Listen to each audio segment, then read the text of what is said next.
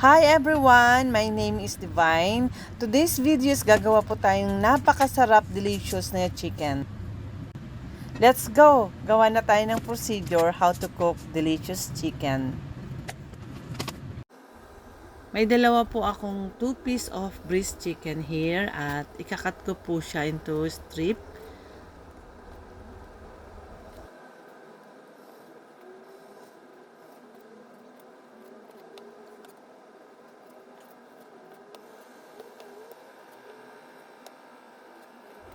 Almost done na, and after makat lahat, i-marinate po natin. It's done already!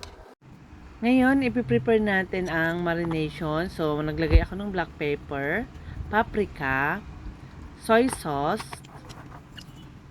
and cornstarch. And halo-haluin lang natin. And oyster sauce pala. Huwag natin kalimutan yung oyster sauce kasi isa sa mga nagpapasarap pag i-marinate natin. And set aside po natin. And syempre naglagay po ako ng sesame oil at the end. And then halo-haluin ko lang and then i-set aside ko for 1 hour.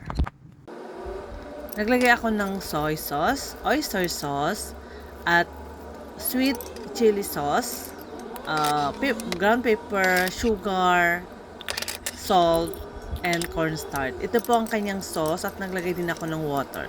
Halo-haluin ko din and set aside ko yan para magagamitin natin sa cooking. Magluto na po tayo. Ayan, mainit na po ang mantika. Nilagay ko po yung ginger, onion, red onion, at garlic. Haluin ko lang siya hanggang lalabas ang kanyang aroma. And then, ilagay ko na po yung marinated chicken. Ayan, guys.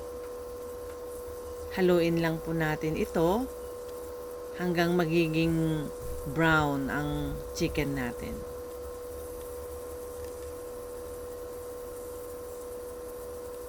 Alam nyo guys, pag ako nagluluto ng ganitong klase ng recipe, kanin na mainit ay sapat na sa partner na ito.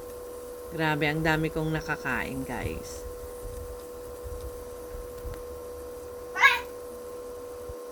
Ilagay na natin ng bell pepper. Mayroon akong green and red para maganda ang combination ng kulay. And then, lagyan ko ng konting water and haluin ko ulit siya. And nag-low fire ako dito kasi gusto ko yung bell pepper dahan-dahan siyang maluto. And soon, ilalagay na natin ang sauce. Siya pala naglagay ako ng dark soy sauce sa aking sauce ngayon kasi gusto kong medyo darker po ang aking chicken today.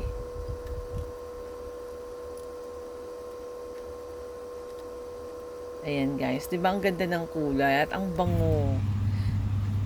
And syempre ilagay na natin ang sauce. Actually naparami yung sauce ko guys, kaya half lang yung nilagay ko.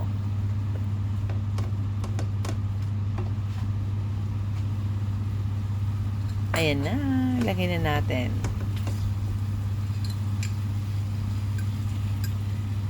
Ayan, i-pour lang natin and then halo-haluin again until maging even po ang kanyang kulay. Pero low fire pa rin guys, naka-low fire pa rin ako.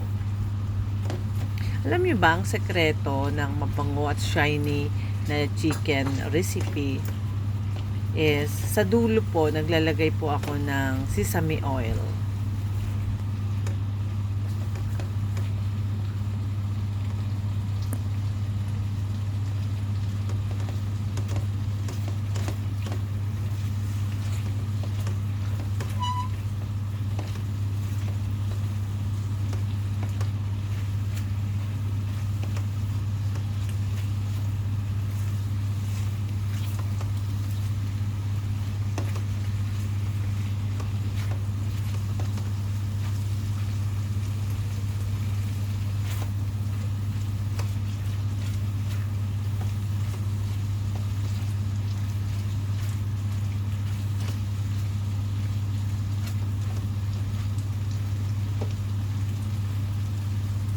Ayan, almost done na. Actually, done na yung chicken. Lang maglagay ako ng sesame oil para maging shiny shimmering, shiny ang aking chicken recipe today.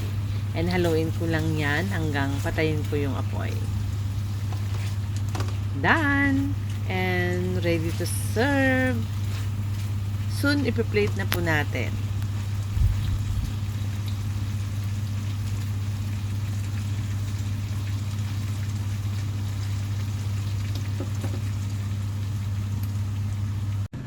Ayan, ipi-plate na po natin and then isi-serve po natin. I'm sure marami akong makakain, and kung bago ka sa aking channel, please subscribe, comment, and click mo na rin yung bell para ma-update ka sa mga iba ko pang recipe. Thank you so much. God bless everyone.